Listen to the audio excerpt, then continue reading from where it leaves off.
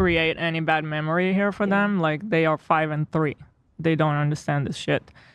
So I told him, create any bad memory for them. You're not forming memories at 3 years old, and it's very rare that you're forming memories at 5 years old. Nah, yes, you are. No, you're not. When we're talking about being able to remember, being able to recall memories, it's like 4 is the cutoff. But even if you are forming any memories at 4, you're not going to be able to remember them past like 15. You have maybe 1 or 2 memories. Oh, brother, this guy stinks! See, Ian, that's how you use the soundbite correctly.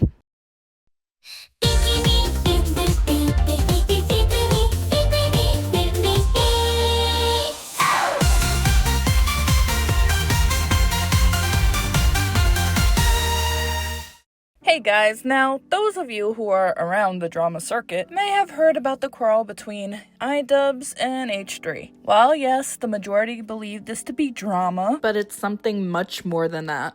Children are involved, and that's no laughing matter. It's no popcorn moment. It's no passing fancy either. It's serious and traumatizing. Now, you guys know me. I am very passionate about the well-being of children. And when I hear cases like this, it needs to be talked about. Specifically, highlights about Ethan and Hila's children. I'm not going to be delving into the politics of things. I don't know enough of that stuff to make an opinion on it. So I'm sticking to what I do know. Parenthood and what it means to be a parent. Now, H3 and iDubbbz are controversial YouTubers in their own rights. A quick synopsis: Ian, known as iDubbbz, is known for his use of the N-word and falling off the charts about 2 years ago with his apology that rubbed his audience the wrong way. H3 used to be known for skits such as Vape Nation and a bunch of other silly skits. Now he's known for his podcast. He says controversial things on his podcast that mostly involves politics. Now, I used to be fans of both of these guys. This was way back in the day of H3 and JonTron, and iDubbbz running around doing content cops. Now, I don't watch iDubbbz at all, and time to time may listen to a little bit of H3 podcast, but their new content just isn't for me on both sides of the coin. I'm just stating this because I am not Team iDubbbz or Team H3. I am Team Protect the Children. This all began when Child Protective Services was called on the Kleins for a statement about their house being dirty, full of dog feces, and their children crawling around consuming feces and contracting giardia. I hope I said that right. This statement prompted Child Services to be called immediately to check on the welfare of the children. Now, this was stated by a source that was apparently working for the Klein household, reiterated by Bad Empanada, which definitely has an obsessive hatred with H3. That's kind of scary. Denims reacted to his clip of this, and her fan base spammed her chat, going nuts with calling CPS on Ethan. Now, without any context whatsoever, right? Hearing little children are crawling around eating dog feces at a YouTuber's household does warrant anxiety and fear for the children's well-being 100%. But when the puzzle pieces don't fit, well, maybe it was an attack or exaggeration from someone on the internet that just wants to see Ethan's downfall. I mean, like or dislike Ethan and Hila all you want, but bringing their children into it to use as tools to weaponize against them for not liking what they say? Disgusting. Absolutely disgusting. Those children aren't on the podcast speaking views that you do not like. Those children are not on the podcast saying controversial things about people that spark anger in others. They are not the ones attacking you or speaking out against you in any shape, way, or form. They are young beings who do not know the ways of the world around them, just looking for attention, love, and playtime, not to be used as weapons to hurt their parents. So why are you attacking them? To have a little laugh when Ethan and Hila are suffering? Well, guess what? The lives of the kids are suffering as well. Is that what you wanted? No? You're telling me you want the safety of their well-being? Oh, by dragging them away from their parents who have no concrete proof of treating them so miserably that they would need to be put in the system where they definitely would be miserable? Is that funny to you? Will that make you laugh as well? Talk about being a hypocrite. It's no secret, right? Ethan and Hila have money. They have the ability to have nannies to watch their children, which they even state in their own podcast. They also have housekeepers. This housekeeper that apparently talked about these accusations in the beginning about them having dog feces all over the house and the children eating them. Can someone remind me what a housekeeper is? Housekeeper, a person employed to perform cleaning and other domestic tasks in a hotel or institution.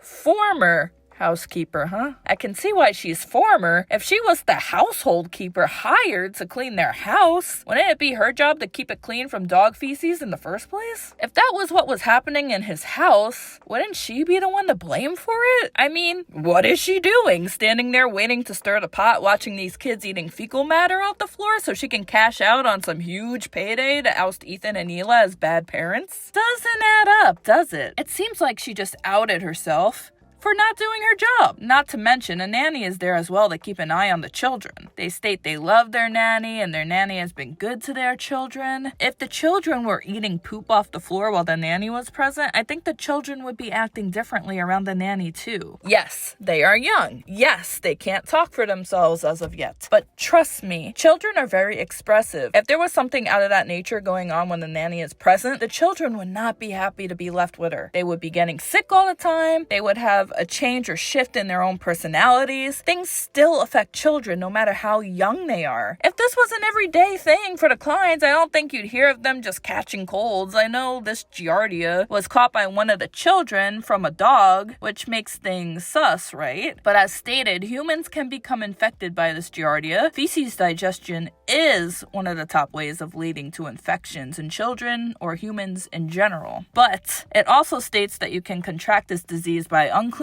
bowls, toys, items, and beddings from dogs. Now, having had 2 young children, one being 2 right now, that sucker puts anything he can into his mouth. A stick from the park in the mouth. Feels the need to lick the floor? Yep.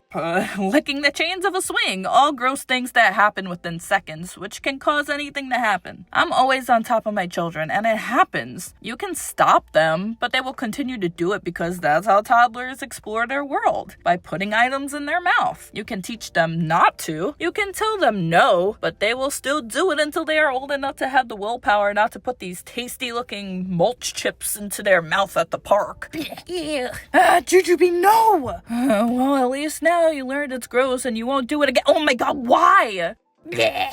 I do feel it's a solid argument that Ethan has about the dog's items, especially if the dogs are allowed in the household. Chances are the kids lay where the dogs do, and dogs step all over things, bringing it into the home. Things happen with children. Parents try their best to protect their children from everything, but the fact of the matter is we always can't. When my oldest brings in the flu from school, I try my best to keep Jujubee away from him so he doesn't get sick, but unfortunately it just doesn't always happen. They are close. KB doesn't always cover his mouth. Sometimes he doesn't show signs of having anything until later, and he'd been playing with Jujubee all day. Yep, it stinks, but unfortunately we can't stop everything from happening, and it doesn't make us bad parents. I mean, much like many other illnesses, it's very, very, very dangerous when infants get the same sicknesses that adults get. There are lots of things that you can get as an adult. You're totally fine. You'll be A-okay.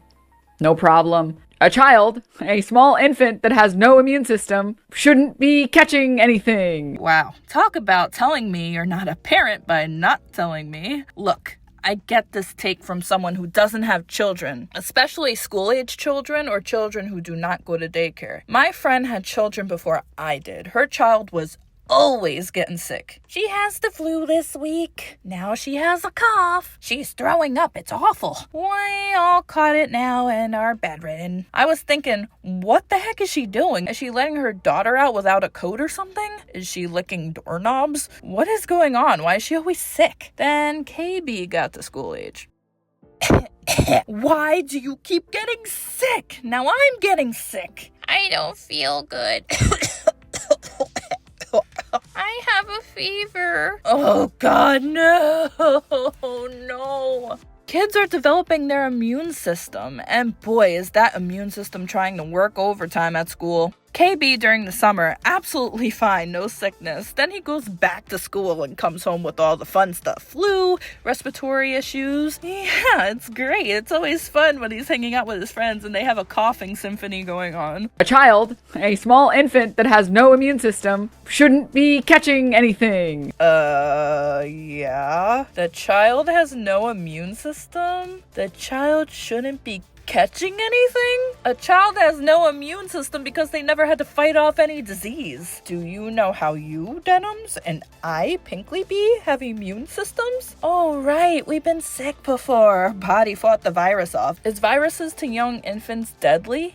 Yes, they can be. Absolutely. But having things like colds, the flu, RSV, all that stuff helps the body become able to fight such viruses. Can they be deadly? Absolutely. But regardless, every single human in this human race has been sick at least once in their lives. There's no person out there that has never been sick ever. And unfortunately, we all get different things, whether it be COVID, the flu, respiratory viruses, all of that stuff. We all have contracted something in our lives. And unfortunately, some people don't make it. And it's tragic and heartbreaking and absolutely traumatizing. And then others of us, we work through it because our immune systems has developed. I already went through how babies put things in their mouth. They get sick. Us parents can only do so much about it. If the babies got sick by putting the dog toys, items, or whatever else into their mouth, they will get sick. It doesn't have to be their poop. I just don't believe they got it that way. Seeing as Ethan has all these people to help around the house, nannies and housekeepers. What is he paying them for if they're not doing their job and there's poop all over the place? Sorry, it just doesn't make sense and makes me angry for those poor babies who are being tossed around as pawns for their parents to be bullied. Now, this one gets me worked up. Create any bad memory here for them. Like, they are 5 and 3. They don't understand this shit. So I told him, Create any bad memory for them. You're not forming memories at 3 years old, and it's very rare that you're forming memories at 5 years old. Nah, yes, you are. No, you're not. When we're talking about being able to remember, being able to recall memories, it's like 4 is the cutoff. But even if you are forming any memories at 4, you're not going to be able to remember them past like 15. You have maybe 1 or 2 memories. What? Is she serious? My oldest is 6. He remembers our Disney trips from when he was 3 up to now. He talks about our trip from when he was 5 last year. As clear as day, I have memories from when I was an infant, which this one isn't common. I'm talking about baby here because I had a traumatizing experience. Then I have one from when I was 3 from another traumatizing experience. I can still recall them. My son, who is 6, went through a situation with his grandma yelling, which scared him since he's not used to people screaming like a crazy person in our home. At the age of 3, he remembers all of that. She's called Mean Grandma to this day. He is 6. My 2-year-old went down a tube slide way too fast. Now he's scared of that slide and won't go near it. Probably because he remembers what happened to him that day. They remember things, and yes, as little as they are, they will forget them. Will he forget that he's afraid of tube slides as a 2-year-old? Oh, absolutely. Because it's not traumatizing. Traumatizing memories stick with you. At 3 years old, my oldest had a lot of great memories, Disney World being one of them. He can still recall his first time there, especially the very big moments. He is 6, soon to be 7, so don't give me this BS about kids. The situation that you may have had a hand in with the CPS call is traumatizing. Do you not think that adults who children do not know being pulled out of school to be questioned or just questioned in general by a person who has the atmosphere of being important can be intimidating to them? The feeling of the child doing something wrong when in fact they did nothing wrong. To have to go through a process which is not needed because people on the internet want to grab their popcorn and see children cry being taken away from 2 loving parents over them not being liked on the internet. There are internet personalities, there are being with your friend personalities, there are putting on airs for entertainment purposes personalities, but with your children, that's a whole different person. You are a parent, you are a protector, you are someone that holds their hand in this very early stages of life. to lead them through it. These children will remember having to answer these questions and feeling like they did something wrong. These children will remember how stressed out mommy and daddy looked when this situation happened. These children will remember that something might have happened to them if they answered these questions in a way that the interviewer may feel is wrong. They will recall this. They can become scared to lead their parents. They may not flourish as they were before. Children are very easily impressionable. One situation can change them completely. Do you not get this? I'm sorry, but do you have brain damage?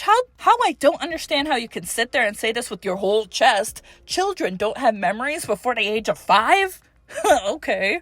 Now, what does iDubbbz have to do with all this? Well, he's friends with Denims. His former editor was all over social media spreading stuff about Ethan's parenting skills. He doesn't speak out about any of this being bad. Like, I get Ethan's point here. Especially seeing that Ian's wife is pretty good friends with Denims, who is acting like she's a pediatric child psychologist on her React streams. Ian doesn't bring it up at all that this whole thing started because Ethan wanted him to have his back on being a good parent, that his children shouldn't have CPS taking them away, to not condone the actions of his new friends. The whole situation is about CPS, and Ian was friends with the people who allegedly helped that happen. What does Ian do instead? Make a content cop with those said individuals with a cringy opening and all-around lovers quarrel type video of him just being hurt about being called spineless. That's what I got from it anyway. Ethan wants someone to not only stick up for him, but his kids. Ian doesn't do this at all. Instead, he shoves the fact that he is friends with all the people who are causing this situation with Ethan. It felt so high school, like a friend who was broken up with their boyfriend pretty badly, and you decide, oh, I like their boyfriend better. So you hang around their boyfriend in areas where you know they will be, so you hurt their feelings. It's so incredibly dumb. He is a man in his 30s. Isn't it time to grow up a bit? Wasn't that whole apology video? Wasn't that what it was about? Now you have the chance to defend your parent friend's children, and you decide to mock the situation instead? Trying to make it look like the situation was just Ethan being butthurt about your friendship not being where it once was instead of about the welfare of his children? Looks like you're just trying to get that negative point about you pushed to the back of everyone's minds with stupid drama of he said, she said, and it hurt my feelings. Like I said, I'm not going to delve into that portion of the situation between iDubbbz and H3. I care about the children portion. I care about their safety. I care about CPS being used correctly for people who are like Ruby Frankie's children as a prime example. They needed that. They showed obvious signs on the internet of mistreatment. They were warranted to have their children taken away. As far as I can tell, Ethan and Hila do not. My main stance on why I think so, putting all of what is in this situation aside, is their attitude. They came on the podcast to talk about the CPS call. Hila was full mama bear. Ethan was full papa bear. And guess what? A good parent would have that reaction. A parent who has love for their children would act like this. The whole, who are we gonna burn today clip that Ian likes to highlight. Who else? Who else do we want to burn today? Who else do we want to burn today? You're making it so obvious that this is your emotional dumping ground. It's horrible. This is not what podcasts are. Which, admittedly cringy, is understandable. She is angry. She feels abandoned. She feels stressed, like the world is against her, and it's affecting her children. Their reaction was enough to persuade me that, at the very least, they love and care about what happens to their children. I would be the exact same way if swords were brought out against my kids. I'm an absolute mama bear because I love them more than I even realized I had the capability to love. Those actions speak volumes to me, and actions always speak louder to me than words. Ian was looking bad. Ian decided on the high school route. Ian was also, to be blunt, fading into obscurity. He needed something to launch him back into the spotlight, and he was successful in the right way. Well, I wouldn't say that. So for this whole debacle, I side with the children's, and heck, I do side with the parent aspect of it with Ethan and Hila. Again, not going into the other stuff. This is strictly as a parent. I side with them. Parenthood isn't easy, and being a YouTuber at their caliber is definitely a road filled with never-ending thorns. Our silence means something. It means that we would like to pause this relationship until you figure your shit out. Silence speaks volumes as well, especially on a situation such as this. If I had been in this situation, had friends who were talking crap about calling CPS on a friend who I wasn't as close to as these friends anymore, I would ask, why? I would ask, what's the basis? If I knew better than them and knowing them personally, rather than being a so-called hater on the internet, I'd tell them, well, I'll talk to them and see what's going on. You just lay off for now. That's how I would have handled it. Then spoke out about it saying, I don't condone this behavior. The children should be left out of it. How I feel about the parents' actions on other things shouldn't be brought to the table. If the children are safe, happy, and loved, I shouldn't have to go on a tirade against them because Ethan puts hot sauce on his burrito and I don't like hot sauce on my burrito. Like, come on, guys, talk about time and place. Bottom line, stop making children drama. They aren't drama. They are human beings that are learning to navigate this world the best they can. You making false calls to CPS and putting children in uncomfortable situations when it isn't warranted is evil. Plain and simple. If you want to make someone miserable, maybe look in the mirror and ask why. Leave the children out of it. Thank you.